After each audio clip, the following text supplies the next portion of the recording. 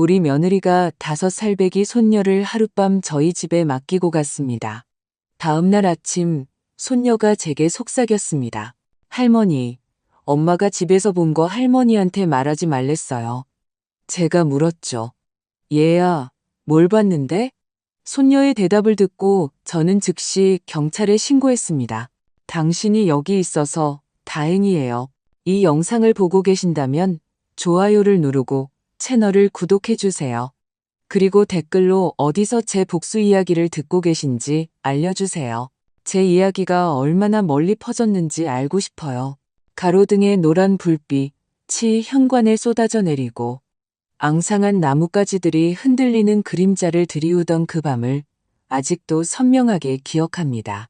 그 그림자는 마치 그 순간 제 마음을 비추는 것 같았죠. 저는 서울 외곽의 작은 주택에 살고 있었습니다. 집안 구석구석에는 지나간 날들의 추억이 깃들어 있었죠. 그날 밤 며느리 지연이가 손녀 민서를 데리고 왔습니다. 야간 근무를 해야 한다고요. 수없이 들어온 변명이었습니다. 하지만 이번에는 뭔가 달랐습니다. 마치 문틈으로 차가운 바람이 스며들어 저를 오싹하게 만드는 것 같았죠. 지연이는 문지방에 서서 평소처럼 들어오기를 망설였습니다. 가방 손잡이를 꽉 쥔 손은 손가락 마디가 하얗게 보일 정도였습니다. 그녀의 눈은 어둠 속에서 보이지 않는 누군가를 찾는 듯 초조하게 골목을 훑었습니다. 괜찮으시죠, 어머님? 떨리는 목소리로 물었습니다. 제가 이미 고개를 끄덕이며 안심시키려 미소 지었음에도 벌써 3번째 같은 질문을 반복하고 있었습니다. 저는 한때 다정했던 며느리의 흔적이라도 찾아보려 그녀의 눈을 들여다봤지만 설명할 수 없는 긴장감만 발견할 수 있었습니다. 지연이 옆에서 제 어린 손녀 민서는 엄마 다리에 꼭 붙어 숨어 있었습니다. 손에는 봄이라는 이름의 곰인형을 힘껏 껴안고 있었죠. 그 곰인형은 민서가 슬픔 속에서 자라는 것을 지켜본 세월처럼 이미 낡고 색이 발해 있었습니다. 유치원복은 아마 온종일 입고 있었는지 살짝 구겨져 있었고요. 크고 동그란 눈은 수줍음과 간절함이 뒤섞인 채 마치 안전한 피난처를 구하는 듯 저를 바라보았습니다. 가슴이 미어졌습니다. 마지막으로 손녀를 안아주고 웃음소리를 들었던 게 얼마나 오래되었을까요? 옛날처럼 말이에요. 지연이가 떠나려 할 때였습니다. 그녀는 민서에게 몸을 숙여 아주 작게 속삭였지만 제게도 들릴 만큼은 되었습니다. 잘 자, 우리 딸, 내일 데리러 올게. 그러고는 고개를 들어 제 눈과 찰나의 순간 마주쳤습니다. 그 순간 저는 무언가를 느꼈습니다. 경고인지 아니면 애원인지 확실하지 않았지만 그 눈빛은 제 가슴을 무겁게 짓눌렀습니다. 지연이는 서둘러 몸을 돌렸고 그녀의 마른 실루엣은 금세 어둠 속으로 사라져 저와 민서만 현관에 남겨졌습니다.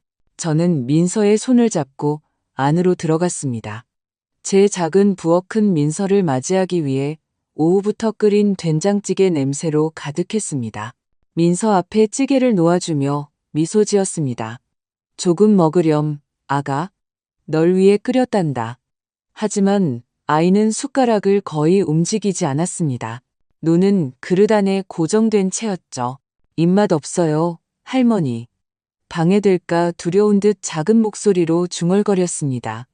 저는 미소를 유지하려 애썼지만 속으로는 마음이 아팠습니다. 유치원 이야기를 신나게 떠들던 제 민서가 이제는 조용한 그림자 같았습니다. 밤새 민서는 소파에 웅크리고 앉아 보미를 꽉 껴안은 채 화려한 색상의 만화 영화가 나오는 화면에 시선을 고정했습니다. 하지만 저는 아이가 정말로 그것을 보고 있지 않다는 것을 알았습니다. 그 아이의 눈은 텅 비어 있었고 제가 들어갈 수 없는 세상에 빠져 있는 듯 했습니다. 저는 묻고 싶고 다가가고 싶은 마음에 옆에 앉았습니다. 하지만 말을 걸려고 할 때마다 아이의 눈에서 그 먼 거리를 보고는 입을 다물었습니다.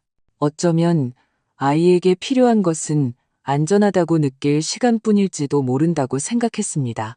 그날 밤 저는 제 아들 민준이의 낡은 침대를 아직 간직하고 있는 작은 방에 제 옆자리에 아이의 잠자리를 마련해 주었습니다. 민서는 벽 쪽으로 등을 돌린 채 보미를 껴안고 조용히 누웠습니다. 정적 속에서 저는 삶에 지친 어른처럼 내쉬는 아이의 깊은 한숨 소리를 똑똑히 들을 수 있었습니다. 그 한숨 소리는 민준이가 떠난 후 제 심장이 아프게 뛰는 소리만 들으며 잠 못 이루던 제 밤들을 떠올리게 했습니다. 저는 민서를 안아주며 언제나 곁에 있을 거라고 말해주고 싶었지만 아이를 놀라게 할까 두려웠습니다. 그래서 저는 가만히 누워 아이가 평온한 잠을 자기를 기도하며 듣고만 있었습니다. 하지만 제 잠은 편치 않았습니다. 자정 무렵 저는 민서의 흐느낌에 놀라 잠에서 깼습니다. 아이는 꿈을 꾸고 있었습니다. 떨리고 끊어지는 목소리로 할머니, 너무 무서워요. 저를 두고 가지 마세요. 저는 서둘러 몸을 일으켰습니다. 아이의 어깨에 손을 얹었지만 민서는 여전히 잠든 채였습니다. 미간을 찌푸리고 입술을 꽉 다문 모습이 마치 두려움을 억누르려는 듯 했습니다. 저는 부드럽게 아이의 머리카락을 쓰다듬으며 속삭였습니다. 할머니 여기 있어. 아가. 아무데도 안 가. 하지만 제 안에서는 어렴풋한 걱정이 손가락 사이로 스며드는 차가운 바람처럼 자라나기 시작했습니다. 다음 날 아침 새벽빛이 창문 틈으로 스며들어 바닥에 따스한 황금빛 줄무늬를 그렸습니다. 저는 일찍 일어나 조용히 부엌으로 들어가 전날 밤의 무거운 분위기를 걷어내기 위해 익숙한 분위기를 만들려 했었습니다. 계란이 프라이팬에서 지글거렸습니다. 토스트와 따뜻한 우유 냄새가 작은 부엌 전체에 퍼졌습니다. 저는 민서가 잠에서 깨어 제 아들 민준이가 어렸을 때 매일 아침 그랬던 것처럼 그 따스함을 느끼길 바랐습니다. 하지만 마음 한구석에서는 이미 아무것도 예전 같지 않다는 것을 알고 있었습니다. 민서는 헝클어진 머리에 많이 울었는지 붓고 충혈된 눈으로 방에서 나왔습니다. 여전히 곰인형 보미를 꽉 껴안고 있었는데 마치 그것만이 자신을 지탱해주는 유일한 것인 듯 했습니다. 저는 부드러운 목소리로 미소 지으려 했었습니다. 아가, 어젯밤 잘 잤니? 민서는 고개를 숙이고 입술을 꽉 다문 채 바로 대답하지 않았습니다. 저는 목소리가 가볍게 들리도록 신경 쓰며 프라이팬에 계란을 계속 뒤집었습니다. 계란 후라이랑 따뜻한 우유 해놨어. 와서 같이 아침 먹을까? 아이는 망설이다가 식탁에 앉았지만 곰인형을 놓지는 않았습니다. 저는 아이 앞에 접시를 놓아주며 저를 안심시키기 위해서라도 조금 먹어주기를 조용히 바랐습니다. 하지만 그때 민서가 속삭이듯 작은 목소리로 중얼거렸습니다. 제 온 세상이 멈추기에 충분한 소리였죠. 할머니, 엄마가 집에서 본 거 할머니한테 말하지 말랬어요. 제 손은 허공에 멈췄고 뒤집개는 떨어질 뻔했습니다. 저는 천천히 몸을 돌려 뒤집개를 식탁 위에 내려놓고 목소리가 떨리지 않도록 애썼습니다. 아가, 무서워하지 마. 뭘 봤는데? 저는 민서 앞에 쭈그려 앉아 이제 눈물로 가득 찬 아이의 맑은 눈을 바라보았습니다. 아이는 두려움과 말하고 싶은 욕구 사이에서 싸우는 듯 입술을 꽉 깨물었습니다. 그리고 그때 떨리는 목소리로 내뱉은 한마디 한마디가 제 심장을 갈기갈기 찢었습니다. 지하실에 어떤 여자아이가 갇혀 있어요. 할머니. 그 애는 계속 울어요. 손이 너무 아프대요. 쨍그랑. 쇠숟가락이 제 손에서 타일 바닥으로 떨어졌습니다. 말은 소리가 정적 속에서 울려 퍼졌습니다. 식탁 위에 우유 잔이 흔들리며 하얀 줄기를 쏟아냈습니다. 저는 방금 들은 것을 믿을 수 없어 얼어붙었습니다. 민서의 겁에 질린 눈은 마치 너무 큰 비밀을 털어놓고 더는 짊어질 수 없는 듯 도움을 구하는 것처럼 저를 바라보았습니다. 무언가 말하고 더 묻고 싶었지만 누군가 목을 힘껏 조르는 것처럼 목이 막혔습니다. 민서는 울음을 터뜨리며 제 품에 뛰어들어 제 어깨에 얼굴을 묻었습니다. 아이의 작은 몸은 폭풍우 속에 갇힌 작은 새처럼 걷잡을 수 없이 떨렸습니다. 저는 아이의 거친 숨결 하나하나를 느끼며 힘껏 껴안았지만 제 머릿속에서는 수천 개의 질문이 소리치고 있었습니다. 지연이네 집에 갇힌 아이라니 어떻게 그럴 수가 있을까? 저는 민서가 그저 상상한 것이라고, 아이의 악몽일 뿐이라고 믿고 싶었습니다. 하지만 그 눈, 아이의 얼굴에 서린 그토록 선명한 공포는 이것이 동화가 아니라고 말해주고 있었습니다. 저는 헝클어진 머리카락을 부드럽게 쓰다듬으며 아이를 진정시키려 했지만 제 마음은 이미 제 작은 가족의 기억이 온전히 남아있던, 마치 서울의 햇살처럼 빛나던 지난 날들로 향하고 있었습니다. 몇 년 전 이 집은 지금처럼 조용하지 않았습니다. 웃음소리와 목소리, 그리고 부엌에서 풍겨오는 익숙한 향기로 가득 차 있었죠. 주말 오후마다 제 아들 민준이가 햇살처럼 환한 미소를 지으며 집으로 들어오던 때를 완벽하게 기억합니다. 키 크고 튼튼한 엔지니어였던 제 아들은 언제나 어떤 그림자든 걷어낼 수 있을 것 같은 따뜻한 에너지를 전해주었습니다. 엄마, 오늘 현장에서 팀원들 다 웃게 만들었어요. 먼지투성이 신발을 벗고 민서를 어깨에 태우며 을의 이야기를 시작하곤 했습니다. 그때 겨우 걸음마를 떼던 아주 작은 민서는 아빠가 공중으로 던져줄 때마다 하늘에 닿으려는 듯 작은 손을 흔들며 까르르 웃었습니다. 그 시절 며느리 지연이는 해바라기처럼 빛나는 미소를 가진 다정한 아가씨였습니다. 저와 그녀는 부엌에서 함께 전통 음식을 만들며 몇 시간이고 보내곤 했습니다. 갈비찜은 우리 둘 다 가장 좋아하는 음식이었죠. 저는 그녀에게 마른 고추를 갈고 참깨가 향을 낼 때까지 볶는 법을 가르쳐 주었습니다. 그리고 우리는 요리하는 동안 즐겁게 수다를 떨었습니다. 어머님, 민준 씨가 이 음식 좋아할 거라고 생각하세요? 그녀는 기쁨으로 빛나는 눈으로 묻곤 했습니다. 저는 농담하며 미소 지었죠. 민준이가 우리가 만든 걸 맛있게 안 먹으면 내가 직접 혼내줄 거야. 그토록 소박하고 따뜻했던 순간들은 제 기억 속에서 귀한 보석과도 같았습니다. 영원히 지속될 것이라 생각했던 보물들이었죠. 가족 저녁 식사는 제가 가장 소중히 여기는 시간이었습니다. 민준이는 식탁 상석에 앉아 공사 현장에서의 재미있는 일화들을 들려주었습니다. 누군가 시멘트통을 떨어뜨린 이야기부터 쉬는 시간에 팀 전체가 목청껏 노래를 부르던 이야기까지요. 그의 무릎에 앉아있던 작은 민서는 커다란 눈으로 귀 기울여 듣다가 때때로 순진한 질문으로 말을 끊곤 했습니다. 아빠, 그 트럭은 우리 집만큼 커? 저는 그저 거기서 제 작은 가족을 바라보았습니다. 마음은 평화로 가득 찼죠. 인생이 결코 쉽지는 않았지만 저는 온전한 가족을 가진 행운아라고 되뇌던 순간들이 있었습니다. 하지만 모든 것은 운명처럼 정해진 어느 비 오는 밤에 산산조각이 났습니다. 전화벨이 집요하게 울리며 제 잠을 찢어놓던 그 새벽을 아직도 기억합니다. 수화기 너머의 목소리는 떨면서 민준이가 사고를 당했다는 소식을 전했습니다. 그의 차가 빗길에 미끄러져 어둠 속에서 낭떠러지로 떨어졌다고요. 저는 수화기를 꽉 쥔 채 온 세상이 발밑에서 무너져 내리는 것을 느끼며 꼼짝도 할 수 없었습니다. 아니야, 그럴 리 없어. 저는 중얼거렸습니다. 하지만 잔인한 진실은 결코 변하지 않았습니다. 제 태양이었던 민준이 제 삶의 빛이 채울 수 없는 공허함을 남기고 영원히 떠나버렸습니다. 민준이의 장례식은 하늘에서 눈물이 내리는 듯한 이슬비가 내리는 잿빛 날에 치러졌습니다. 저는 겨우 2살이었던 민서를 가슴에 꼭 껴안았습니다. 아이는 혼란스러워하며 아빠가 영원히 떠났다는 것을 아직 이해하지 못했습니다. 아빠 어디 갔어, 할머니? 민서는 너무나 맑은 목소리로 물었고 저는 울음을 터뜨리고 싶은 심정이었습니다. 저는 아이를 더 힘껏 껴안고 속삭였습니다.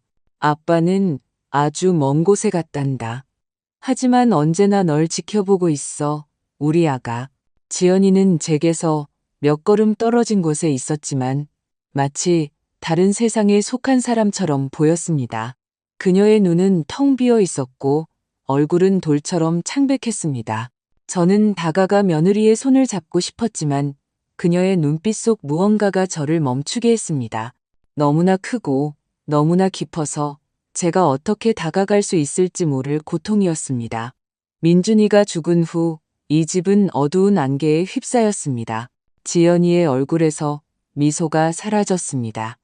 그녀는 말이 없어지고 내성적으로 변했습니다.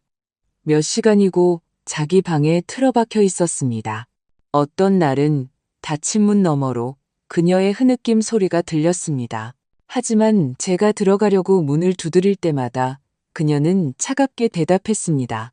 괜찮아요. 걱정 마세요, 어머님.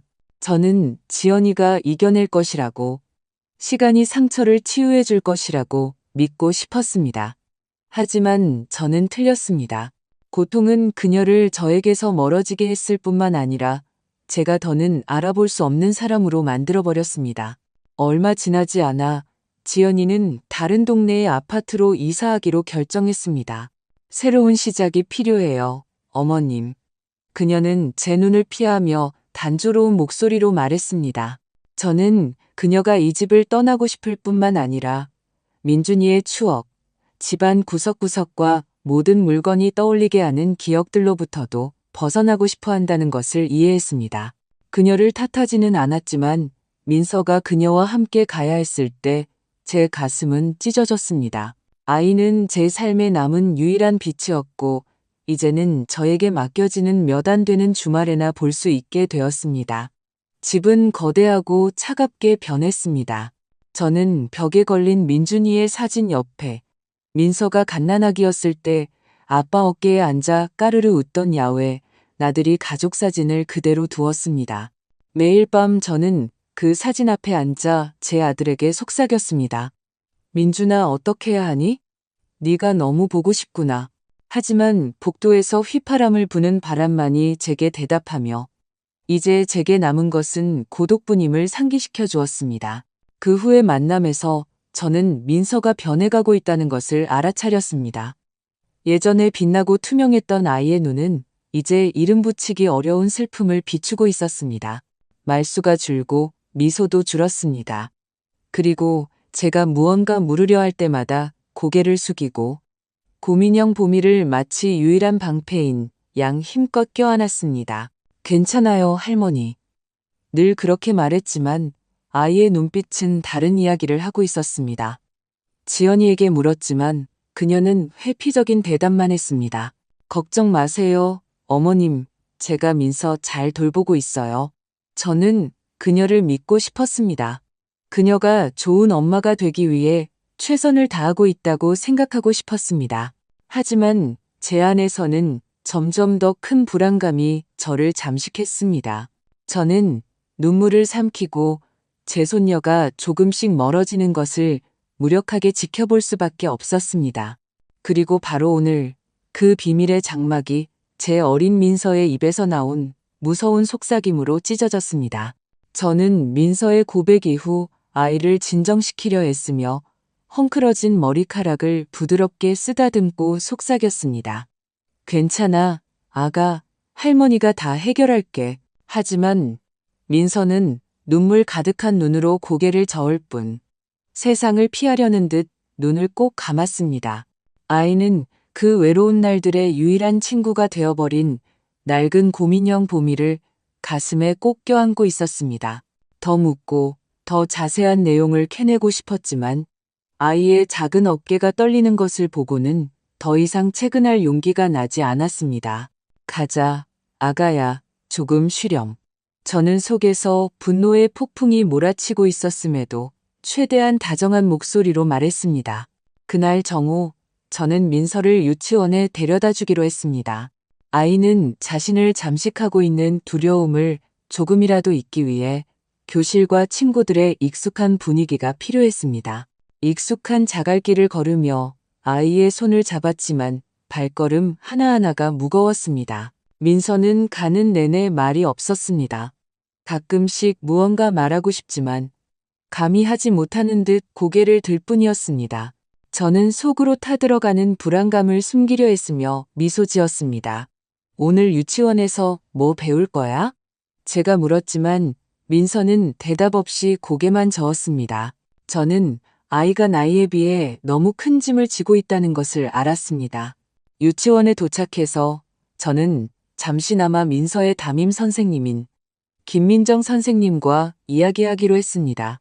민정 선생님은 중년의 여성으로 친절하면서도 날카로운 눈을 가졌고 항상 학생들에게 세심한 주의를 기울였습니다.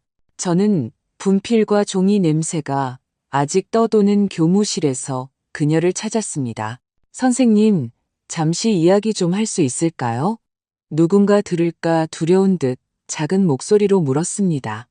민정 선생님은 약간 걱정스러운 표정으로 저를 바라보았습니다. 물론이죠, 어머님. 민서에게 무슨 일 있나요? 저는 교실의 낡은 나무 의자에 앉아 그날 아침 민서가 제게 한 이야기를 털어놓았습니다. 지하실에 갇힌 아이를 언급할 때는 목소리가 떨렸습니다. 민정 선생님은 미간을 찌푸리고 두 손을 꽉 맞잡은 채 주에 깊게 들었습니다. 제가 말을 마치자 그녀는 잠시 망설이다가 한 단어 한 단어를 고르듯 말했습니다. 어머님, 저도 최근에 민서가 변했다는 걸 느꼈어요. 쉽게 놀라고 가끔 수업 중에 집중하지 못하고 멍하니 있기도 해요. 그녀는 말을 멈추고 불안한 눈으로 저를 바라보았습니다. 미술 시간에 아주 이상한 그림들을 그렸어요. 거의 항상 어두운 방에 혼자 있는 여자아이예요. 그 뒤에는 마치 철창처럼 어지럽게 널린 검은 줄들이 있고요. 제 심장이 누군가 꽉 쥐는 것처럼 오그라들었습니다. 철창 같은 검은 줄들. 선생님의 말은 제 두려움을 확인시켜주는 정확한 한 방이었습니다. 그게 비정상적인 거라고 생각하세요? 저는 거의 속삭이듯 물었습니다. 민정 선생님은 불안한 눈빛으로 고개를 저었습니다. 단정할 수는 없지만 아이의 정서 상태가 걱정돼요. 어쩌면 아주 힘든 일을 겪고 있는지도 모르겠어요. 저는 발밑에 땅이 무너져 내리는 것을 느끼며 고개를 끄덕였습니다. 감사합니다. 선생님. 저는 일어서며 말했지만 다리가 저를 지탱하지 못할 것처럼 떨렸습니다. 집으로 돌아오는 길에 저는 유령처럼 걸었습니다. 민서의 그림들, 어두운 방의 아이와 철창 같은 검은 선들의 이미지가 저를 놓아주지 않았습니다. 민서가 무엇을 봤을까 자문했습니다. 정말로 갇힌 아이가 존재하는 걸까? 아니면 너무 상처받은 어린아이의 상상일 뿐일까? 하지만 아이의 겁에 질린 눈, 떨리는 목소리는 그 이야기를 무시할 수 없게 했습니다. 저는 무슨 일이 일어나고 있는지 이해하기 위해 더 많은 단서, 더 많은 증거가 필요했습니다. 오후에 저는 마당에 핀 붉은 채송화를 바라보며 집 복도에 앉아 있었습니다.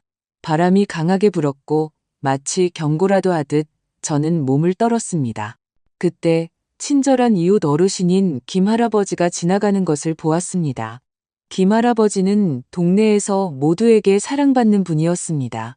그는 골목에서 일어나는 일은 무엇이든 놓치지 않는 듯한 예리한 눈빛을 가진 호랍이었습니다. 제 지친 표정을 보고 그는 나무 지팡이를 계단에 기대고 멈춰 섰습니다. 박 여사, 괜찮으시오? 꼭 도깨비라도 본 사람 같구려. 저는 걱정을 감추려 했으며 희미하게 미소 지었습니다. 그냥 좀 피곤해서요, 할아버지. 어떻게 지내세요? 하지만 그는 속지 않았습니다. 그는 제 옆 나무 벤치에 앉아 낮은 목소리로 말했습니다. 박 여사, 당신이 별일 아닌 걸로 걱정할 사람이 아니란 걸 아오. 민서에게 무슨 일 있어? 저는 이 일을 나눠야 할지 말아야 할지 망설였지만 민서의 겁에 질린 눈빛을 떠올리며 일부만 털어놓기로 했습니다. 떠보기 위해서였죠. 민서가 지연이네 집에 있는 어떤 아이에 대해 이상한 말을 해서요. 이제 뭘 생각해야 할지 모르겠어요. 김할아버지는 미간을 찌푸렸습니다. 그의 눈이 날카로워졌습니다. 잠시 침묵이 흐른 후 그는 누군가 들을까 두려운 듯 목소리를 낮췄습니다. 박 여사, 내가 아무에게도 말하지 않은 게 있어. 지난주 어느 밤 잠이 안 와서 마당에 나갔다가 지연이가 어떤 아이의 손을 잡고 서둘러 집으로 들어가는 걸 봤소. 분명 민서는 아니었소. 벌써 자정이 넘은 늦은 시간이었지. 그는 말을 멈추고 계속해야 할지 망설이는 듯 저를 바라보았습니다. 희미하게 흐느끼는 소리도 들렸소. 그때는 민서가 아파서 우는 줄 알았지. 하지만 지금 당신 말을 들으니 이상하게 느껴지기 시작하는구려. 김 할아버지의 말은 제게 벼락처럼 떨어졌습니다. 심장이 세차게 뛰었습니다. 제 손은 외투 끝을 꽉 쥐었습니다. 확실하세요? 할아버지, 잘 보셨어요? 떨리는 목소리로 물었습니다. 그는 생각에 잠긴 눈으로 고개를 끄덕였습니다. 얼굴은 분간하지 못했지만 민서는 아니었소. 더 작고 머리카락도 더 짧았지. 지연이를 오해할까봐 아무 말도 안 했소. 하지만 조심하시오.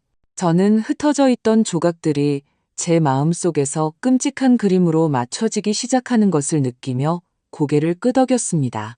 그날 밤 지연이가 민서를 데리러 왔습니다. 저는 무거운 마음으로 그녀가 들어오는 것을 문에서 지켜보았습니다. 칼날처럼 날카로운 그녀의 시선이 제가 얼마나 알고 있는지 가늠하려는 듯 제 몸을 위아래로 훑었습니다. 민서 돌봐주셔서 감사해요. 이전의 따뜻함은 한 점도 없이 차갑게 말했습니다. 민서는 엄마 뒤에 숨어 곰인형 보미를 꽉 껴안은 채 불안 가득한 눈으로 저를 바라보았습니다. 저는 아이를 붙잡고 더 묻고 싶었지만 지연이의 시선이 저를 멈추게 했습니다. 그녀는 민서의 손을 잡고 더 말없이 서둘러 끌고 갔습니다. 저는 문지방에 서서 그들의 실루엣이 골목으로 사라지는 것을 가슴이 억눌린 채 지켜보았습니다. 새벽녘, 저는 온 세상이 저를 등진 듯 가슴에 참을 수 없는 무게를 느끼며 일어났습니다. 저는 안락한 곳을 벗어나 아프더라도 진실과 마주하기로 결심했습니다. 시내로 가는 첫 버스를 타고 김서린 창밖을 내다보며 뒷자리에 조용히 앉았습니다. 익숙한 거리들이 스쳐 지나갔지만 그날따라 멀고 차갑게 느껴졌습니다. 경찰서 건물이 눈앞에 나타났습니다. 얼룩진 벽을 가진 낡은 건물이었습니다. 안으로 들어서자 축축한 종이와 탄 커피 냄새가 섞인 공기가 제 불안감을 더했습니다. 저는 떨리는 손으로 외투를 꽉 쥐고 목소리를 굳건히 유지하려 했으며 접수대 앞에 섰습니다. 책임자와 이야기하고 싶습니다. 기록을 훑어보던 젊은 경찰관에게 말했습니다. 그는 호기심 어린 눈으로 저를 보더니 강태식 경감이 극힌 자국투성이의 나무 책상 뒤에 앉아있는 작은 방으로 저를 안내했습니다. 강 경감은 너무 많은 고통스러운 이야기를 목격한 듯 지친 눈과 굳은 얼굴을 한 중년 남성이었습니다. 저는 자리에 앉아 심호흡을 하고 모든 것을 이야기하기 시작했습니다. 민서의 속삭임, 지하실에 갇힌 아이, 김민정 선생님이 묘사한 이상한 그림들, 그리고 밤에 나타난 낯선 아이에 대한 김 할아버지의 증언에 대해 말했습니다.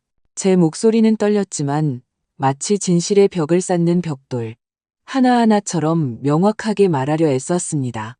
경감님, 이게 미친 소리처럼 들린다는 거 알아요.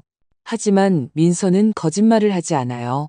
제 손녀는 두려워하고 있고 저는 아주 나쁜 일이 벌어지고 있다고 생각해요. 저는 강경감의 눈에 담긴 절박함을 그가 알아주길 바라며 그의 눈을 똑바로 쳐다보며 말을 마쳤습니다. 강경감은 제 말을 들으며 손으로 책상을 일정하게 두드렸습니다. 하지만 제가 말을 마치자 그는 천천히 고개를 저었습니다. 어머님, 걱정하시는 마음은 이해합니다. 그는 감정 없는 평탄한 목소리로 말했습니다. 하지만 우리가 가진 것은 한 아이의 말과 그림 몇 장, 그리고 이웃의 증언뿐입니다. 그것만으로는 며느님 댁에 대한 수색 영장을 청구할 법적 근거가 부족합니다. 그의 말은 제 얼굴에 찬물을 끼얹는 것 같았습니다. 온몸에 피가 멈추는 것 같았습니다. 저는 떨림을 억누르기 위해 두 손을 꽉 쥐었습니다. 정말로 위험에 처한 아이가 있다면요? 경감님, 갈라진 목소리로 애원했습니다. 민서 말이 사실인데 우리가 아무것도 하지 않는다면 그 아이는 어떻게 될까요? 강경감은 한숨을 쉬었고 그의 눈에 약간의 동정심이 스쳤습니다. 신고는 접수해 두겠습니다. 그는 여전히 차가운 목소리로 대답했습니다. 하지만 지금은 기다리셔야 합니다. 더 구체적인 증거가 필요합니다. 저는 소리치고 싶었습니다. 시간이 아무도 기다려주지 않는다고, 매 순간이 민서가 말한 그 아이에게 위험한 순간일 수 있다고 말하고 싶었습니다. 하지만 저는 그저 고개를 끄덕였습니다. 일어서자 다리가 거의 저를 지탱하지 못하는 것 같았습니다. 감사합니다, 경감님. 속으로는 무력감에 소리치고 싶었지만 저는 중얼거렸습니다. 경찰서를 나오자 온 세상이 저를 등진 것 같았습니다. 정오에 햇살이 내리쬐었지만 저는 추위만 느꼈습니다. 저는 멍한 머리로 버스 정류장까지 걸으며 계속해서 되뇌었습니다. 이제 어떡하지? 저는 경찰이 즉시 행동해 주기를, 민서의 말을 믿어주기를 바랐습니다. 하지만 이제 제게 남은 것은 제 손녀도, 이름 모를 그 아이도 지켜주지 못할 것이라는 고독과 두려움뿐이었습니다. 그날 오후, 저는 평정심을 유지하기 위해 일상적인 일에 몰두하려 시장에 음식을 사러 갔습니다. 하지만 익숙한 가게들 사이를 지나갈 때 수군거리는 소리가 들렸습니다. 박 여사님, 이제 연세가 드셔서 틀림없이 머리에 문제가 생긴 거야. 한 생선 장수가 동료에게 제가 들을 수 있을 만큼 큰 소리로 중얼거렸습니다. 누가 자기 며느리를 애들 납치했다고 고발하겠어? 저는 심장에 비수가 꽂히는 것을 느끼며 멈춰 섰습니다. 그녀를 향해 돌아섰지만 그녀는 즉시 고개를 숙이고 자기 테이블의 생선들을 정리하는 척했습니다. 저는 그 순간 알았습니다. 지연이가 제가 생각했던 것보다 더 빨리 움직였다는 것을. 그녀는 이미 동네 전체에 제가 민서를 너무 그리워한 나머지 망상에 빠졌다고, 제 손녀를 되찾기 위해 이야기를 꾸며냈다고 소문을 퍼뜨린 것이었습니다.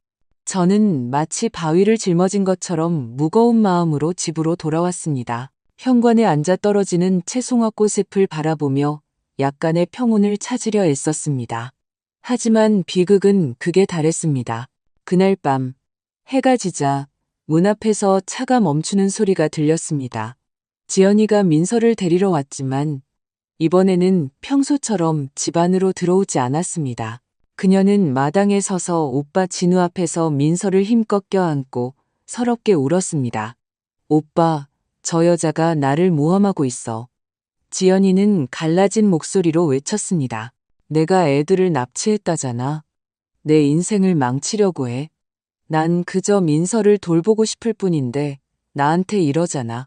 키 크고 거친 남자인 진우가 제 앞으로 다가와 손가락으로 저를 가리키며 으르렁거렸습니다.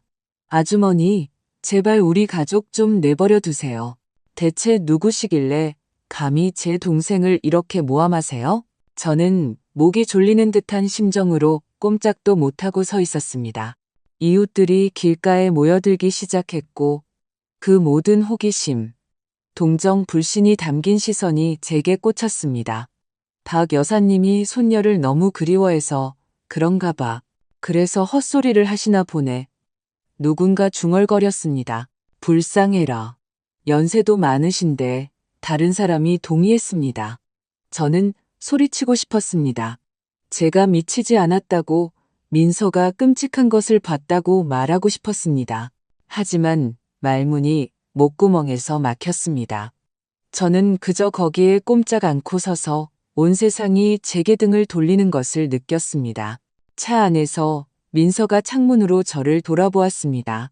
그 아이의 눈은 할머니, 살려주세요라고 말하는 듯 슬픔과 절망으로 가득 차 있었습니다.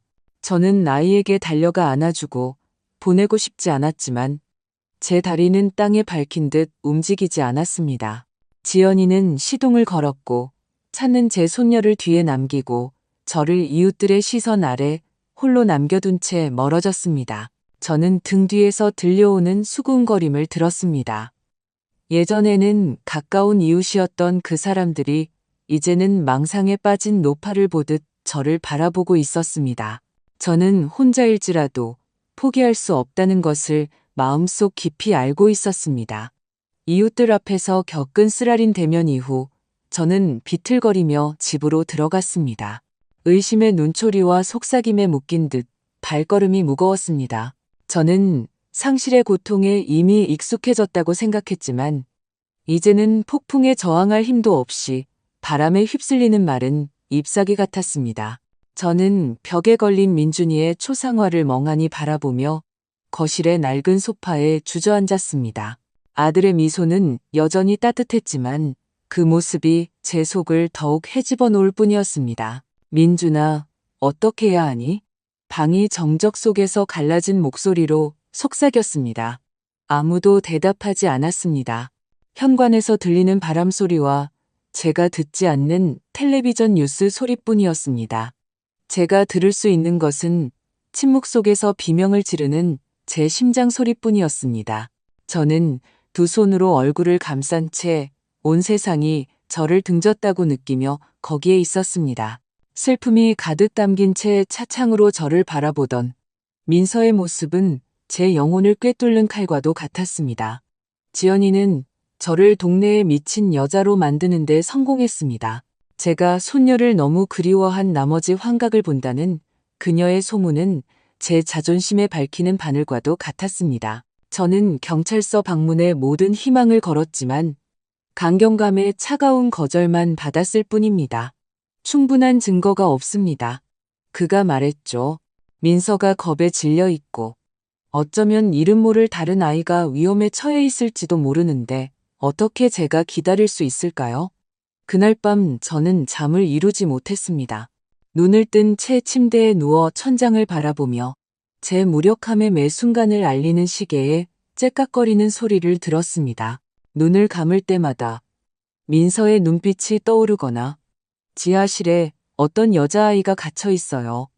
라는 끔찍한 속삭임이 다시 들려왔습니다. 저는 민서가 전날 밤 잤던 베개를 껴안고 돌아누웠습니다.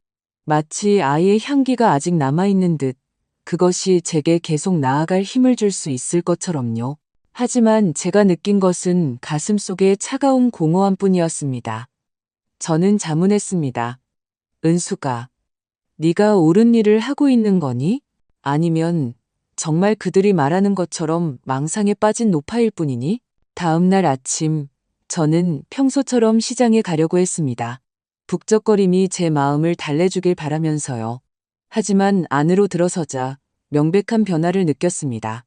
늘 다정한 미소로 저를 맞이하던 상인들이 이제는 멀리서 저를 보자마자 갑자기 입을 다물었습니다. 그들은 서로에게 몸을 기울여 수군거렸고 그들의 시선은 동정과 거리감이 동시에 담겨 있었습니다. 불쌍한 박 여사님, 손녀가 얼마나 보고 싶었으면 이제 정신까지 놓으셨을까. 한 채소 장수가 옆 사람에게 속삭이는 소리를 들었습니다. 저는 고개를 숙이고 듣지 못한 척하며 걸음을 재촉했지만 한마디 한마디가 제 가슴을 망치로 내리치는 것 같았습니다. 소리치고 싶었습니다. 제가 미치지 않았다고 민서가 끔찍한 것을 봤다고 말하고 싶었습니다. 하지만 그렇게 하면 모두가 지연이의 이야기를 더욱 믿게 될 뿐이라는 것을 알았습니다. 집으로 돌아오는 길에 저는 동네에서 가장 친한 친구인 이 여사를 만났습니다. 그녀는 버드나무 바구니를 손에 들고 문 앞에 서 있었고 저를 보자 걱정 가득한 표정이 되었습니다. 다른 사람들과 달리 이 여사는 저를 피하지 않았습니다. 그녀는 다가와서 저를 울타리 옆구석으로 데려가 제 손을 꽉 쥐었습니다. 은숙 씨, 나는 당신을 알아요. 그녀는 낮지만 단호한 목소리로 말했습니다. 당신이 이런 걸 지어낼 사람이라고 믿지 않아요. 어젯밤 지연이가 민서를 데려갈 때 그 아이 눈을 봤어요. 아이가 겁에 질려 있었어요. 은숙 씨. 지금 포기하면 그 후에는 평생 당신을 따라다닐 거예요. 그녀의 말이 제 등을 번개처럼 스쳤습니다. 제 절망을 걷어내지는 못했지만 아주 작은 희망의 불꽃을 지폈습니다. 저는 눈물이 터져 나올 뻔한 것을 참으며 그녀의 손을 잡았습니다. 고마워요, 이 여사님. 속삭였지만 이제 뭘 해야 할지 모르겠어요. 아무도 날 믿어주지 않아요. 이 여사는 제가 오랫동안 제 자신에게서 보지 못했던 결의의 찬 눈빛으로 제 손을 더 꽉 쥐었습니다. 계속해야 해요, 은숙 씨. 민서를 위해서, 그리고 당신 자신을 위해서. 소문 때문에 물러서지 말아요. 저는 마음이 여전히 무거웠지만 고개를 끄덕였습니다. 이 여사의 말이 맞았습니다. 포기할 수 없었습니다. 하지만 온 세상이 제게 등을 돌린 것 같은데 제가 무엇을 할 수 있을까요? 그날 오후 저는 일상의 반복 속에서 약간의 평온을 찾으려 마당에 채송화를 다듬기 시작했습니다. 붉은 꽃잎들이 작은 핏방울처럼 땅에 떨어지며 제 불안감을 더했습니다. 그때 갑자기 서두르는 발소리가 들렸습니다. 이웃 어르신인 김 할아버지가 커피 봉지를 손에 들고 미스터리한 표정으로 대문 앞에 나타났습니다. 박 여사, 이걸 봐야 하오. 그는 누군가 들을까 두려운 듯 목소리를 낮춰 말했습니다. 저는 가슴이 졸아드는 것을 느끼며 하던 일을 멈췄습니다. 무슨 일이에요, 할아버지? 다가가며 물었습니다. 그는 저를 안으로 데려갔습니다. 문을 단단히 닫고 주머니에서 낡은 휴대폰을 꺼냈습니다. 편의점을 하는 조카에게 지난주 CCTV를 확인해달라고 부탁했소. 그는 흥분으로 떨리는 목소리로 설명했습니다. 보시오, 은숙 씨, 당신이 이걸 봐야 할 것 같소. 화면이 켜지며 흐릿하고 잡음이 섞인 영상이 나타났습니다. 저는 숨을 죽이고 영상을 지켜보았습니다. 한때 제 가족이었던 며느리 지연이가 한밤중에 낯선 아이의 손을 잡고 서둘러 집으로 들어가는 모습이었습니다. 아이는 낡은 잠옷을 입고 있었고 머리는 헝클어져 있었습니다. 민서보다 작은 체구에 마치 겁에 질린 듯 서투르게 걷고 있었습니다. 65살의 저, 박은숙은 발밑의 땅이 갈라지는 것을 느꼈습니다. 지하실에 갇힌 아이에 대한 민서의 속삭임은 더 이상 한 아이의 혼란스러운 이야기가 아니었습니다. 그것은 사실이었습니다. 그리고 이 영상은 제가 그토록 기도했던 증거였습니다. 저는 갈라진 목소리로 김 할아버지를 바라보았습니다. 할아버지, 확실하세요? 혹시 착각하신 건 아니고요? 마음속으로는 이미 답을 알고 있었지만 저는 물었습니다. 그는 단호하게 고개를 끄덕였습니다. 그의 시선은 어느 때보다 진지했습니다. 착각일 리 없소, 박 여사. 내가 그 장면을 내 눈으로 똑똑히 봤소. 카메라에도 찍혔을 줄은 몰랐지만 그날 밤 마당에 있었는데 민서가 아니었단 말이오. 그의 말은 고통스러운 비수와도 같았지만 동시에 제게 힘을 주었습니다. 저는 마치 가라앉고 있는 폭풍우 속에서 유일한 구명줄인 양 휴대폰을 꽉 쥐었습니다. 감사합니다, 할아버지. 저는 울음이 터져 나올 뻔한 것을 참으며 속삭였습니다. 이게 제게 얼마나 중요한지 모르실 거예요. 저는 한치의 망설임도 없이 이 영상을 즉시 경찰서에 가져가야겠다고 결심했습니다. 더는 기다릴 수 없었습니다. 매 순간이 영상 속의 아이, 그리고 어쩌면 민서마저도 계속 위험에 처해 있는 순간이었습니다. 저는 서둘러 낡은 외투를 입고 머리에 스카프를 두른 뒤 불타는 심장을 안고 김 할아버지 댁을 나섰습니다. 오늘따라 경찰서로 가는 자갈길이 더 길게 느껴졌습니다. 발걸음 하나하나가 무거웠지만 결의에 차 있었습니다. 저는 겁에 질린 눈의 민서와 무슨 수를 써서라도 딸을 지켜주길 바랐을 제 아들 민준이를 생각했습니다. 경찰서에 들어서자 공기는 여전히 낡은 서류와 탄 커피 냄새가 났습니다. 하지만 이번에는 두렵지 않았습니다. 제게는 증거가 있었고 그들이 행동할 때까지 떠나지 않을 작정이었습니다. 저는 즉시 강태식 경감과 이야기하게 해달라고 요청했습니다. 접수대의 젊은 경찰관은 아마도 제 눈에서 절박함을 읽었는지 저를 익숙한 방으로 빠르게 안내했습니다. 강 경감은 책상 뒤에 앉아 있었고 그의 얼굴은 굳어 있었으며 눈은 지쳐 보였습니다. 박 어머님 또 오셨군요.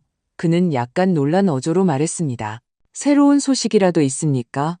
저는 심호흡을 하고 김 할아버지의 휴대폰을 책상 위에 놓으며 말했습니다. 경감님, 증거가 있습니다. 부디 이 영상을 봐주십시오.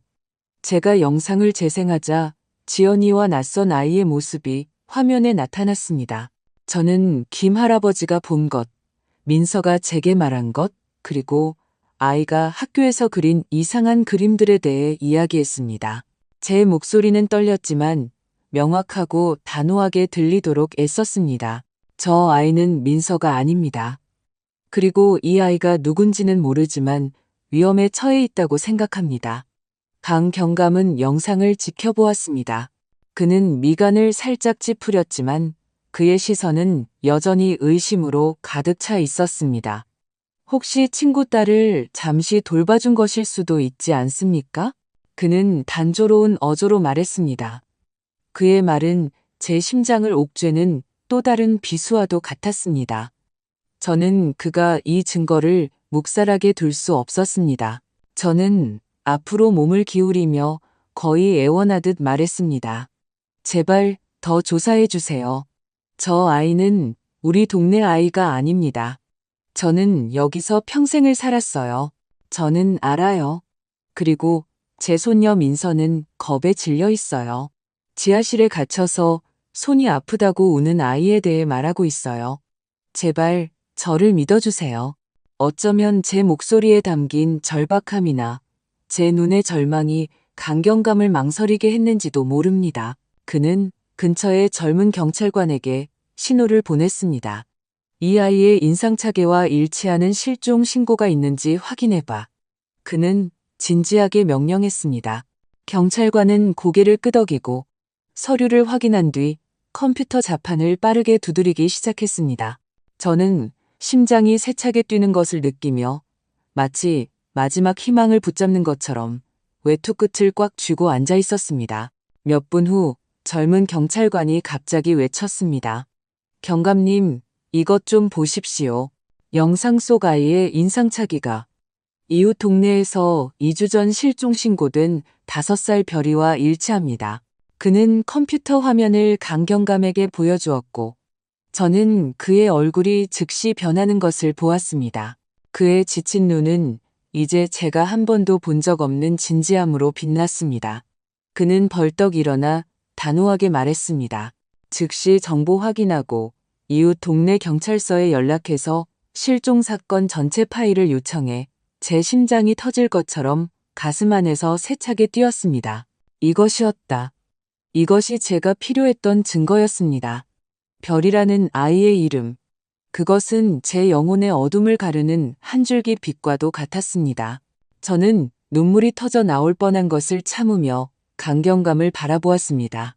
감사합니다, 경감님. 갈라진 목소리로 속삭였습니다. 들어주셔서 감사합니다. 강경감은 대답하지 않았습니다. 그저 고개를 끄덕였을 뿐이지만 그의 눈에서 변화를 보았습니다. 더 이상 의심은 없었고 차가운 결의만이 있었습니다. 그 순간 경찰서 문이 벌컥 열리며 걱정스러운 표정의 이웃 몇몇이 들어왔습니다. 저는 그들을 알아보았습니다. 모퉁이에서 떡을 파는 김 여사님과 김 할아버지와 자주 장기를 두는 박 사장님이었습니다. 김 여사님이 먼저 떨리는 목소리로 말했습니다. 경감님, 박 여사님이 지연이 일로 오셨다는 소식을 들었어요. 저희도 할 말이 있습니다. 그녀는 잠시 망설이다가 허락을 구하는 듯 저를 바라보았습니다. 저는 계속하라고 격려하며 고개를 끄덕였습니다. 저희도 지연이네 집에서 우는 소리, 이상한 소음들을 들었어요. 민서가 박 여사님 댁에 머물던 밤에도요. 처음에는 그냥 아이들 떼쓰는 소리인 줄 알았어요. 하지만 이제는 확신이 안 서요. 박 사장님이 고개를 끄덕이며 덧붙였습니다. 한 번은 새벽녘에 그 집 지하실에서 불빛이 깜박이는 걸 봤어요. 대수롭지 않게 여겼죠. 하지만 지금 생각해보니 이상해요. 그들의 말은 마치 퍼즐의 마지막 조각들처럼 이미 제 마음속에 형성되고 있던 끔찍한 그림을 완성시켰습니다. 저는 강경감이 상황의 심각성을 알아주길 바라며 그를 바라보았습니다. 그는 고개를 끄덕였고 그의 눈에는 더 이상 한 점의 의심도 남아있지 않았습니다. 충분한 증거가 확보됐습니다. 어머님, 그는 단호한 목소리로 말했습니다. 즉시 수색 영장을 신청하겠습니다. 저는 마침내 눈물이 얼굴을 타고 흐르는 것을 느끼며 고개를 끄덕였습니다. 그토록 어두웠던 날들 끝에 처음으로 희망의 빗줄기를 보았습니다. 경찰서를 나온 후 집으로 돌아왔을 때 제 마음은 복잡하게 얽혀 있었습니다. 마침내 그들이 행동하기로 결정했다는 사실에 기뻤지만 앞으로 닥쳐올 일들이 두려웠기 때문입니다. 인생의 폭풍 후에 이미 익숙해졌다고 생각했지만 이제 저는 제가 견뎌낼 수 있을지 모를 허리케인 앞에 서 있었습니다. 김 할아버지의 영상, 별이에 대한 확인, 그리고 이웃들의 증언은 희망의 불꽃을 지폈습니다. 하지만 동시에 제가 곧 마주해야 할 일들을 생각하면 몸서리가 쳐졌습니다. 한때 제 가족이었던 며느리 지연이는 이제 진실의 반대편에 서 있었고 비밀의 장막이 걷혔을 때 저를 기다리는 것이 무엇일지 몰랐습니다. 그날 밤 저는 한숨도 잘 수 없었습니다. 양철 지붕 위로 떨어지는 빗소리는 작은 집 안에서 울리는 전쟁의 북소리 같았습니다. 저는 벽에 걸린 민준이의 사진에 그림자를 들이우는 노란 불빛 아래 거실에 앉아 있었습니다. 아들의 미소는 여전히 부드러웠지만 그의 눈은 마치 엄마, 강해져야 해요 라고 말하는 듯 저를 바라보는 것 같았습니다. 저는 두 손을 모으고 민준이의 영혼이 제 손녀 민서와 제가 한 번도 본 적 없지만 이제는 제가 계속 싸워야 할 이유가 된 그 순진한 아이, 작은 별이를 지켜주기를 기도했습니다. 민준아, 도와줘. 갈라진 목소리로 말했습니다. 아이들을 지킬 수 있도록 도와줘. 저는 민서를, 제 손녀의 겁에 질린 눈빛을, 그날 아침 부엌에서의 끔찍한 속삭임을 생각했습니다. 낡은 잠옷을 입고 비틀거리며 걷던 영상 속의 아이, 별이를 생각했습니다. 모든 이미지가 제 심장을 찌르는 비수와도 같았지만 동시에 제게 더 큰 결의를 심어주었습니다. 저는 그 아이들이 단 1분이라도 더 고통받게 둘 수 없었습니다. 하지만 저는 두려웠습니다. 진실이 밝혀졌을 때 그것이 제 가족에게서 남은 얼마 안 되는 것마저 산산조각 낼까봐 두려웠습니다. 지연이는 비록 변했지만 여전히 민서의 엄마였고 한때 저를 어머님이라고 불렀던 사람이었습니다. 어떻게 그녀를 마주할 수 있을까요? 그녀가 그토록 끔찍한 일에 연루되었을 수 있다는 진실을 어떻게 감당할 수 있을까요? 다음 날 아침, 저는 불안감에 휩쓸리지 않기 위해 일상에 매달리려 평소처럼 시장에 갔습니다. 하지만 시장의 분위기는 달랐습니다. 호기심 어린 시선과 수군거림이 그림자처럼 저를 따라다녔습니다. 또 박 여사님이 며느리를 고발했대. 한 과일 장수가 옆 사람에게 제가 듣지 못한다고 생각하며 중얼거렸습니다. 손녀가 얼마나 보고 싶었으면 이제 미쳐버렸나 봐. 저는 고개를 숙이고 동정이나 의심의 시선을 마주하고 싶지 않아 걸음을 재촉했습니다.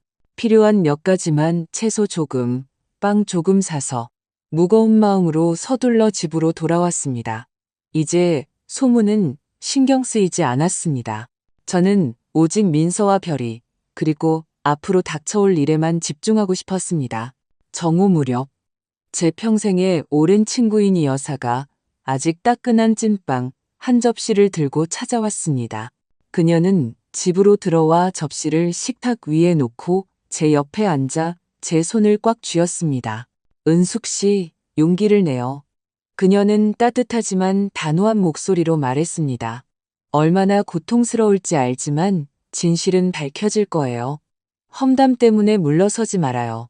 저는 그녀의 눈을 바라보았고 그 안에서 깊은 공감을 발견했습니다. 그녀는 저를 등지지 않은, 저를 망상에 빠진 노파로 보지 않은 몇 안 되는 사람 중 하나였습니다. 이 여사님, 두려워요. 떨리는 목소리로 고백했습니다. 만약 진실이 너무 끔찍하다면 어떻게 마주해야 할지 모르겠어요. 제 손녀 민서는요? 아이는 어떻게 될까요? 그리고 아이 엄마는요? 이 여사는 제 말을 끊으며 손을 더 꽉 쥐었습니다. 은숙 씨, 당신은 내가 아는 사람 중에 가장 강한 여자예요. 민준이를 잃고도 민서를 위해 꿋꿋이 버텼잖아요. 자신을 의심하지 말아요. 당신은 옳은 일을 하고 있는 거예요. 그녀의 말은 제 얼어붙은 심장을 데우는 작은 불꽃과도 같았습니다. 저는 뺨을 타고 흐르는 눈물과 함께 고개를 끄덕였습니다. 고마워요, 이 여사님. 속삭였습니다. 최선을 다할게요. 그녀는 미소를 짓고 제 어깨를 두드린 뒤 일어서서 떠났습니다. 맛있는 냄새가 나는 찐빵 접시를 남겨두고 갔지만 저는 먹을 기분이 아니었습니다. 오후가 되자 김 할아버지가 걱정 가득한 얼굴로 다가왔습니다. 그는 현관 벤치에 지팡이를 짚고 앉아 누군가 들을까 두려운 듯 낮은 목소리로 말했습니다. 박 여사, 어젯밤에도 지연이네 집에서 이상한 소리가 들렸소. 그는 진지한 눈빛으로 말했습니다. 마치 누군가 문을 두드리는 것 같았고 그 뒤에 억눌린 흐느낌 소리가 들렸소. 가까이 다가가지는 못했지만 뭔가 잘못됐다는 건 확실하오. 그의 말은 제 가슴을 옥죄었습니다. 저는 별이를 민서가 했던 말을 생각했고 보이지 않는 손이 제 목을 조르는 것 같았습니다. 할아버지, 혹시 그 아이가 아직 거기 있는 것 같으세요? 갈라진 목소리로 물었습니다. 그는 불안 가득한 눈빛으로 고개를 끄덕였습니다. 모르겠소, 은숙 씨. 하지만 경찰이 모든 것을 빨리 밝혀주길 바랄 뿐이요. 저는 저를 등지지 않은 것에 다시 한번 감사하며 그의 손을 잡았습니다. 김 할아버지의 소식은 저를 더욱 불안하게 만들었지만 동시에 민서가 말한 것이 사실이라는 확신을 강화시켜 주었습니다. 저는 그 아이, 별이가 계속 고통받게 둘 수 없었습니다. 아주 작은 희망의 불꽃만 남아있더라도 저는 행동해야 했습니다. 그날 밤 저는 민서의 담임 선생님인 김민정 선생님께 전화를 걸었습니다. 저는 떨리는 목소리로 무슨 일이 일어나고 있는지 이야기했습니다. 선생님, 만약 민서에게 무슨 일이 생기면 부디 아이를 돌봐주세요. 내일 무슨 일이 일어날지 모르겠지만 아이가 안전할 거라는 걸 알고 싶어요. 민정 선생님은 망설임 없이 즉시 수락했습니다. 박 어머님, 걱정 마세요. 제가 민서를 잘 살피겠습니다. 어머님은 하셔야 할 일을 하세요. 그녀의 말은 제 가슴에 얹힌 불안감이 여전했음에도 저를 약간 안심시켜 주었습니다. 잠자리에 들기 전 저는 제 서류와 가족 관계증명서 그리고 민서의 이상한 그림들을 작은 가방에 조심스럽게 챙겼습니다. 다음 날이 제게 무엇을 가져다 줄지 몰랐지만 어떤 일에도 대비하고 싶었습니다. 저는 민준이의 사진 앞에 앉아 속삭였습니다. 아들아, 엄마는 최선을 다하고 있단다. 민서가 더 이상 고통받게 두지 않을 거야. 저는 약간의 평화를 찾으려 눈을 감았지만 심장은 여전히 소란스러웠습니다. 그때 갑자기 한밤중에 전화벨이 집의 정적을 깨며 건조하게 울렸습니다. 저는 깜짝 놀라 심장이 세차게 뛰는 것을 느끼며 즉시 전화를 받았습니다. 강태식 경감의 목소리였습니다. 짧지만 단호했습니다. 박 어머님, 내일 새벽 지연 씨의 집을 수색할 겁니다. 준비해 두십시오. 저는 수화기가 손에서 떨리는 것을 느끼며 의자에 주저앉았습니다. 감사합니다, 경감님. 갈라진 목소리로 중얼거렸습니다. 준비하고 있겠습니다. 전화를 끊고 쉴 새 없이 창문을 두드리는 비를 바라보았습니다. 그 소리는 진짜 폭풍이 곧 닥쳐올 것이라는 신호와도 같았습니다. 다음 날 아침, 아직 동이 트기도 전에 잠에서 깼습니다. 희미한 빛이 겨우 창문 틈으로 스며들고 있었습니다. 온 세상이 저를 짓누르는 것처럼 가슴이 타는 듯 했습니다. 오늘이 결정적인 날이었습니다. 고통스럽거나 끔찍한 진실이 밝혀질 날이었죠. 저는 두꺼운 외투를 입고 목도리를 두른 뒤 떨리는 손으로 신발끈을 맸습니다. 벽에 걸린 민준이의 사진을 바라보며 속삭였습니다. 아들아, 엄마에게 힘을 줘. 겁에 질린 민서의 눈빛과 김 할아버지의 영상 속 별이의 모습이 머릿속에서 떠나지 않으며 두려움이 저를 마비시킬 것 같았음에도 계속 나아가도록 저를 밀어붙였습니다. 제 집 앞에 경찰차가 멈춰서는 건조한 소리가 저를 생각에서 깨웠습니다. 강태식 경감이 차에서 내렸습니다. 그의 굳은 얼굴에는 어떤 감정도 드러나지 않았습니다. 가시죠, 박 어머님. 그는 단호한 목소리로 말했습니다. 저는 서류와 민서의 그림이 든 가방을 부적처럼 꽉 쥔 채 고개를 끄덕였습니다.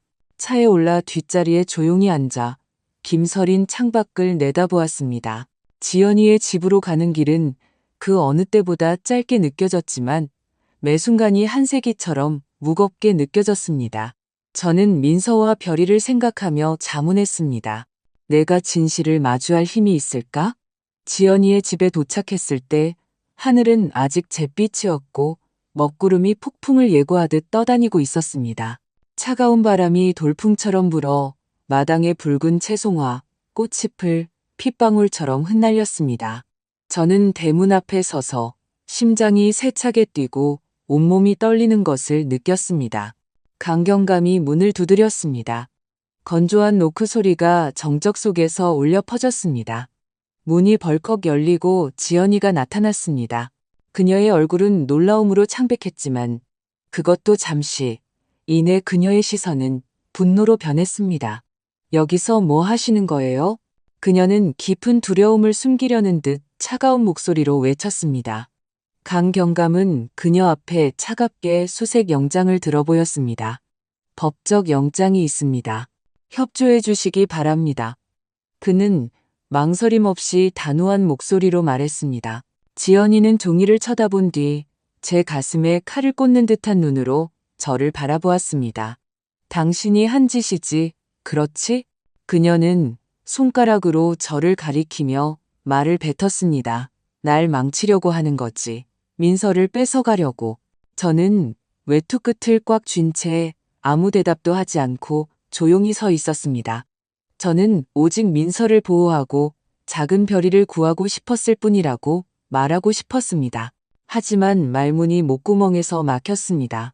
저는 그저 한때 제 며느리였고 이제는 낯선 사람처럼 보이는 그녀를 바라볼 수밖에 없었습니다. 갑자기 지연이의 오빠 진우가 목에 핏대를 세우며 집에서 뛰쳐나와 소리쳤습니다. 여긴 사유지야. 당신들한테는 권리가 없어. 우리 가족을 모함하고 망신 주고 있잖아. 그는 건장한 남자였습니다. 그의 목소리는 궁지에 몰린 짐승처럼 으르렁거렸습니다. 강경감은 대꾸할 가치도 없다는 듯 경찰팀에게 들어가라는 신호만 보냈습니다. 저는 마당에 꼼짝 않고 서 있었고 문틈으로 민서가 거실 구석에 웅크리고 앉아 곰인형 보미를 꽉 껴안고 있는 것을 볼 수 있었습니다. 아이의 눈은 많이 울었는지 붉고 부어 있었습니다. 저는 아이에게 달려가 할머니가 여기 있다고 모든 게 괜찮을 거라고 말해주고 싶었지만 지연이의 차가운 시선이 저를 멈추게 했습니다. 경찰들이 각 방을 수색하기 시작했습니다. 그들의 군화가 타일 바닥을 두드리는 소리가 뒤섞이는 서류 소리와 섞였습니다. 분위기는 너무나 팽팽해서 집 전체가 끔찍한 무언가를 기다리며 숨을 죽이고 있는 것 같았습니다. 지연이는 계속해서 울며 소리쳤습니다. 다 시어머니 탓이에요. 그 여자가 내 인생을 망치려고 해요. 어떻게 미친 늙은이 말을 믿을 수 있어요? 그녀의 말은 제 심장을 꿰뚫는 칼과도 같았습니다. 저는 제가 미치지 않았다고 오직 민서를 보호하고 싶었을 뿐이라고 소리치고 싶었습니다. 하지만 저는 온 세상이 제게 등을 돌린 것 같은 기분으로 거기에 조용히 서 있었습니다. 강경감은 그녀에게 대꾸하지 않았습니다. 그는 그의 팀을 복도 끝으로 이끌었고 거기에는 지하실로 통하는 작고 낡은 철문이 있었습니다. 저는 즉시 공기가 변하는 것을 느꼈습니다. 지연이의 얼굴은 진정한 공황 상태의 표정으로 변했습니다. 그녀는 입구를 막기 위해 팔을 벌리고 달려왔습니다. 갈라진 목소리로 거긴 아무것도 없어요. 그냥 낡은 창고일 뿐이에요. 아무도 열 수 없어요. 그녀의 어조에 담긴 절망감은 제 가슴을 옥죄었습니다. 저는 그 순간 민서가 진실을 말했다는 것을 알았습니다. 그 문 뒤에는 끔찍한 무언가가 숨겨져 있었습니다. 경찰관 한 명이 앞으로 나아가 녹슨 자물쇠에 마스터키를 조용히 꽂았습니다. 진우는 그를 막으려 달려들려 했지만 2명의 경찰관이 즉시 그를 제압했습니다. 열면 안 돼. 그는 몸부림치며 소리쳤지만 그의 힘은 건장한 남자들을 뿌리치기에는 역부족이었습니다. 저는 손이 아플 정도로 꽉 쥔 채 거의 숨을 멈췄습니다. 이웃들이 이미 길가에 모여들어 집을 향해 시선을 고정한 채 수군거리고 있었습니다. 누군가 세상에 박 여사님이 한 말이 사실일까? 라고 말하는 소리를 들었습니다. 하지만 저는 그럴 정신이 없었습니다. 제 모든 관심은 그 철문에 쏠려 있었습니다. 자물쇠가 딸깍하는 건조한 소리와 함께 열렸습니다. 경찰관이 문을 힘껏 당기자 오랫동안 묻혀있던 비밀의 비명처럼 소름 끼치는 삐걱거리는 소리가 울려 퍼졌습니다. 어둡고 깊은 내부에서 희미한 아이의 울음소리가 마치 억눌린 구조 요청처럼 떨리며 들려왔습니다. 지하실 문이 벌컥 열리고 마치 어둠 자체가 끔찍한 비밀을 내뿜는 듯 축축하고 퀴퀴한 공기가 뿜어져 나왔습니다. 저는 지연이의 집마당에 서서 심장이 멎는 것을 느꼈습니다. 안에서 들려오는 부드러운 흐느낌은 희미했지만 마치 저 세상에서 온 애원처럼 선명했습니다. 한 경찰관이 손전등을 켰습니다. 빗줄기가 얼룩진 벽과 부서진 골판지 상자들을 힘껏 훑었고 그때 어두운 구석에서 작은 실루엣 하나가 비틀거리며 나왔습니다. 별이었습니다. 영상 속의 아이, 민서가 두려운 눈으로 말했던 그 아이였습니다. 머리는 헝클어져 있었고 얼굴은 먼지로 뒤덮여 있었으며 찢어진 잠옷이 마른 몸에 달라붙어 있었습니다. 왼팔은 더러운 헝겊으로 조잡하게 감겨 있었고 크게 뜬 눈은 주위의 낯선 사람들을 공포에 질려 바라보고 있었습니다. 저는 망연자실했습니다. 다리에 힘이 풀려 넘어지지 않기 위해 현관 기둥을 꽉 붙잡아야 했습니다. 너무나 작고 연약한 별이의 모습은 제 심장에 비수를 꽂는 것 같았습니다. 저는 민서를 아이가 목격해야만 했던 것을 생각했고 눈물이 터져 나와 뺨을 타고 흘러내렸습니다. 별이야. 저는 갈라진 목소리로 속삭였습니다. 마치 아이의 이름을 부르면 그 고통을 덜어줄 수 있을 것처럼요. 한 여경이 앞으로 달려가 별이를 팔에 안고 아이를 보호하려는 듯 가슴에 꼭 껴안았습니다. 지금 당장 구급차 불러요. 그녀는 절박함이 묻어나는 목소리로 외쳤습니다. 아이는 낡고색이 바랜 쿠션을 떨리는 손으로 꽉 껴안고 있었는데 마치 그것이 자신의 안전한 세상에서 남은 유일한 것인 듯 했습니다. 이웃들이 마당에 몰려들었고 모두가 경악했습니다. 수군거림이 파도처럼 커졌습니다. 세상의 사실이었어. 결국 박 여사님이 진실을 말한 거였어. 한 목소리가 들렸고 저는 그 안에 담긴 후회를 느꼈습니다. 저를 등졌던 사람들, 저를 미친 늙은이라고 불렀던 바로 그 사람들이 이제는 고개를 숙이고 제 눈을 마주치지 못한 채 거기에 있었습니다. 하지만 저는 승리감을 느끼지 못했습니다. 오직 고통뿐이었습니다. 별이에 대한 고통, 민서에 대한 고통, 그리고 제 가족이 또다시 부서지는 것을 보는 제 자신에 대한 고통이었습니다. 지연이는 미친 듯이 소리치며 별이를 안고 있는 여경에게 달려들었습니다. 아니야, 내가 가둔 게 아니야. 난 그냥 아이를 보호하려고 했을 뿐이야. 그녀는 창백한 얼굴에 눈물을 흘리며 비명을 질렀지만 그녀의 목소리에는 더 이상 설득력이 없었습니다. 그것은 자신의 비밀이 발각되었다는 것을 아는 사람의 절망적인 외침에 불과했습니다. 지연이의 오빠 진우는 2명의 경찰관이 그를 단단히 붙잡고 있는 동안에도 여전히 그녀를 변호하려 몸부림쳤습니다. 이건 함정이야. 내 동생한테 덫을 놓고 있잖아. 다 저 늙은이의 계략이야. 그는 불타는 눈으로 저를 가리키며 소리쳤습니다. 저는 대답 없이 꼼짝 않고 서서 그와 그리고 지연이를 찢어지는 영혼으로 바라보았습니다. 한때 그들을 가족으로 여겼지만 이제 그들은 진실의 반대편에 서 있는 낯선 사람들과도 같았습니다. 강태식 경감이 차가운 목소리로 말을 끊었습니다. 조용히 해. 범죄 현장이 눈앞에 있잖나. 그는 그의 팀에게 계속해서 지하실을 수색하라는 신호를 보냈습니다. 그들은 낡은 상자들을 뒤지고 구석구석을 살폈고 그때 한 경찰관이 떨리는 목소리로 서류 뭉치를 들어 올렸습니다. 경감님, 이걸 보셔야 합니다. 저는 강경감이 그 꾸러미를 여는 것을 보며 숨을 죽였습니다. 그것들은 이상한 기호들과 어두운 사이비 종교에 대한 무질서한 문장들로 가득 찬 공책들이었습니다. 그중 하나에서 저는 갈겨 쓴 글씨로 박태수라는 이름과 서명을 보았습니다. 강경감은 미간을 찌푸렸고 그의 목소리는 낮아졌습니다. 박태수, 이 이름 들어본 것 같은데? 작년에 언론에서 폭로했던 극단주의 단체의 교주였지. 강경감의 말은 벼락과도 같아서 저와 우리 주위의 군중 모두를 경악하게 했습니다. 저는 지연이를 생각했습니다. 민준이가 죽은 후 그녀에게 일어난 변화들, 그녀의 이상한 눈빛, 제가 민서에 대해 물을 때마다 그녀가 지키던 끔찍한 침묵을요. 어떻게 박태수 같은 사람과 엮일 수 있었을까? 한때 다정했던 제 며느리가 어떻게 그토록 어두운 길로 빠질 수 있었을까?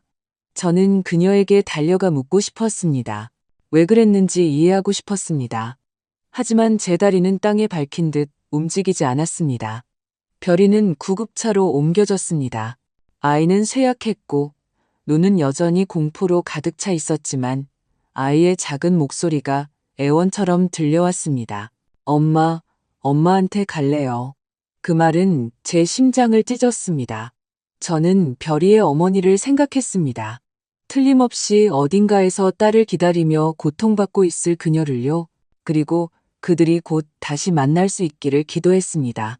저는 민서를 향해 시선을 돌렸습니다. 아이가 구석에 웅크리고 앉아 충혈된 눈으로 구급차가 멀어지는 것을 바라보고 있는 것을 보았습니다.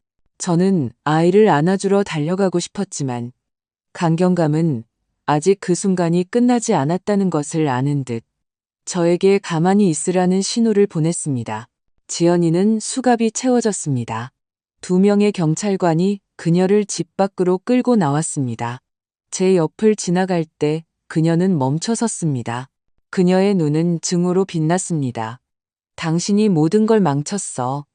그녀는 분노와 고통으로 떨리는 목소리로 이를 악물고 말했습니다. 저는 한때 사랑했던 며느리의 흔적이라도 찾아보려 그녀의 눈을 들여다보았지만 낯선 차가움만을 발견했을 뿐입니다. 경찰서에서의 긴 하루를 마치고 집으로 돌아왔을 때 몸은 지쳤지만 마음은 여전히 충격에 휩싸여 있었습니다.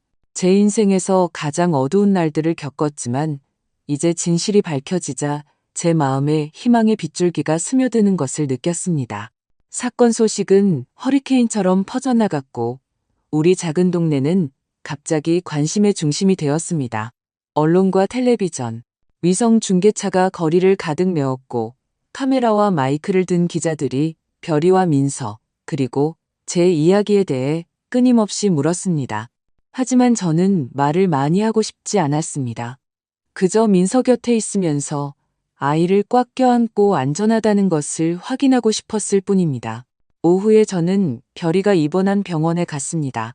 아이의 부모님인 별이네 가족은 경찰의 전화를 받자마자 즉시 도착해 있었습니다.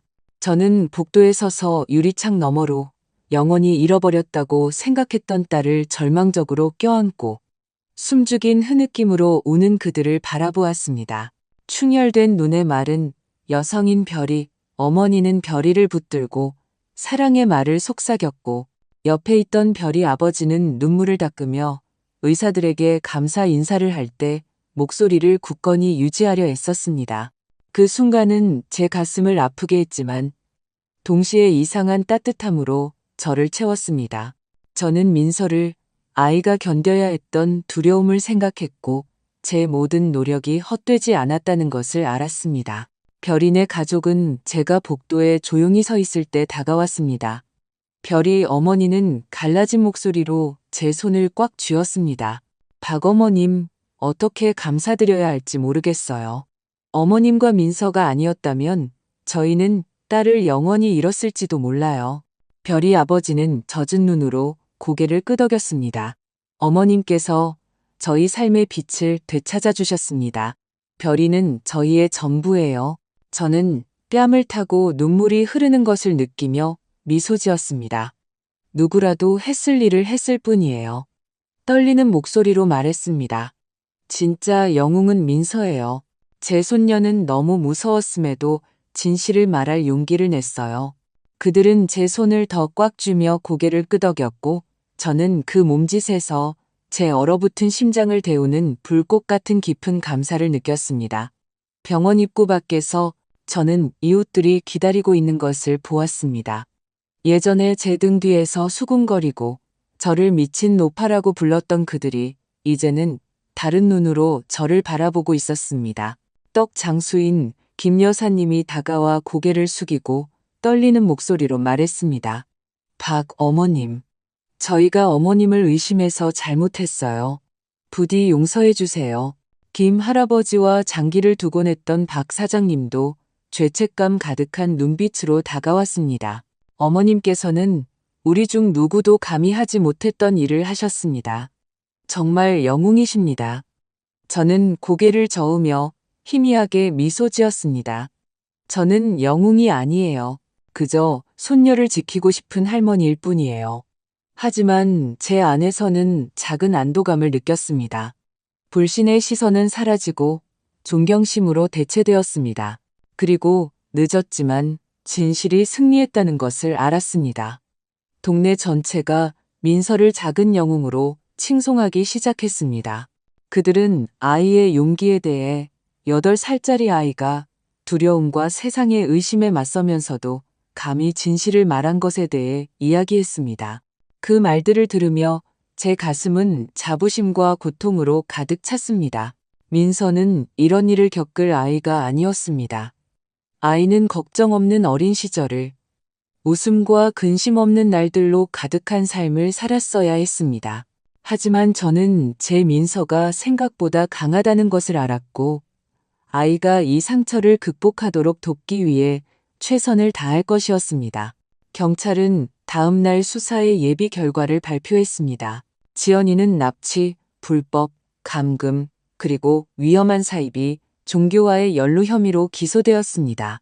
지하실에서 발견된 박태수의 서명이 있는 공책들은 경찰이 오랫동안 추적해온 범죄 조직에 대한 더 광범위한 수사를 열게 했습니다. 지연이의 오빠 진우도 은폐 혐의로 조사를 받았지만 그는 모든 것을 부인했습니다. 저는 거실에 앉아 민서가 자곤 했던 베개를 꽉 껴안고 저녁 뉴스에서 그 소식들을 들었습니다. 저는 지연이를 한때 제 며느리였고 가족 저녁 식사에서 환하게 웃던 그 젊은이를 생각했습니다. 무엇이 그녀를 변하게 했을까? 무엇이 그녀를 이 어두운 길로 이끌었을까? 답은 없었지만 고통스럽더라도 진실이 밝혀졌다는 것을 알았습니다. 며칠 후 그토록 잿빛이었던 몇 달 만에 처음으로 제 집은 다시 웃음소리로 가득 찼습니다. 민서와 별이가 붉은 채송화, 덩굴 아래 현관에서 함께 놀고 있었습니다. 별이는 훨씬 좋아졌습니다. 미소를 되찾았지만 눈에는 아직 희미한 두려움의 흔적이 남아 있었습니다. 민서는 곰인형 보미를 손에 들고 별이가 잡으려고 할 때 웃으며 뛰어다녔습니다. 저는 따뜻하지만 무거운 마음으로 문에서 아이들을 지켜보았습니다. 두 아이의 치유의 길은 길겠지만 그 순간 아이들의 웃음소리가 울려 퍼지는 것은 새로운 시작이었습니다. 별이네 가족이 오후에 신선한 꽃다발과 직접 만든 푸딩을 들고 저를 찾아왔습니다. 별이 어머니는 감격에 찬 목소리로 제 손을 잡았습니다. 박 어머님, 어머님께서 별이의 또 다른 할머니가 되어주셨으면 해요. 어머님께서 아이의 목숨을 구해주셨고, 저희는 아이에게 또 다른 가족이 생겼으면 좋겠어요. 어머님 같은 할머니요. 저는 할 말을 잃었습니다. 눈물이 다시 터져 나왔습니다. 제가 무슨 말을 해야 할지 모르겠네요. 저는 민서와 별이를 껴안으며 속삭였습니다. 너희들이 우리의 빛이고 희망이란다.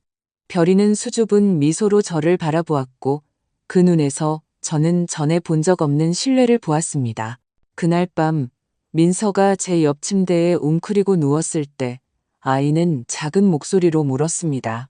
할머니, 나 진짜 영웅이야? 저는 미소 지으며 햇살 냄새가 나는 아이의 머리카락에 입을 맞추었습니다. 그럼 우리 아가, 넌 진실을 믿고 그것을 큰 소리로 말할 용기를 냈으니까 할머니의 가장 용감한 영웅이란다. 민서는 그토록 오랜 날들 만에 처음으로 미소 지었고 저는 아이의 눈에 빛이 돌아오는 것을 보았습니다. 아이는 저를 꽉 껴안으며 속삭였습니다. 사랑해요, 할머니. 저는 조용한 눈물과 함께 아이를 품에 안았습니다. 나도 사랑해, 민서야. 밖에서는 밤바람이 부드럽게 채송화를 흔들었고 빛나는 달 아래 꽃잎을 떨어뜨렸습니다. 저는 이상한 평화를 느끼며 눈을 감았습니다.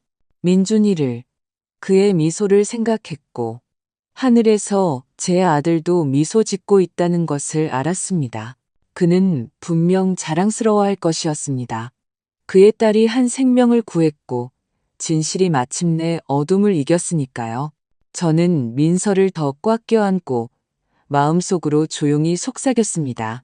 민준아, 엄마가 해냈어. 너와의 약속을 지켰단다. 그리고 그 순간 앞으로 더 많은 시련이 남아있을지라도 우리 작은 가족에게 빛이 돌아왔다는 것을 알았습니다. 방금 들으신 이야기는 관련자들의 신원을 보호하기 위해 이름과 장소가 변경되었습니다. 우리는 판단하기 위해서가 아니라 누군가 이 이야기를 듣고 잠시 멈춰 성찰하기를 바라는 마음으로 이 이야기를 전합니다. 얼마나 많은 어머니들이 자신의 집안에서 조용히 고통받고 있을까요? 저는 정말로 궁금합니다. 당신이 제 입장이었다면 어떻게 하셨을까요? 평화를 지키기 위해 침묵을 선택하셨을까요? 아니면 당신의 목소리를 되찾기 위해 모든 것에 맞설 용기를 내셨을까요? 당신의 의견을 알고 싶습니다. 모든 이야기는 다른 누군가의 길을 비출 수 있는 촛불과도 같으니까요. 신은 언제나 축복하십니다. 그리고 저는 용기가 우리를 더 나은 날들로 이끈다고 확신합니다.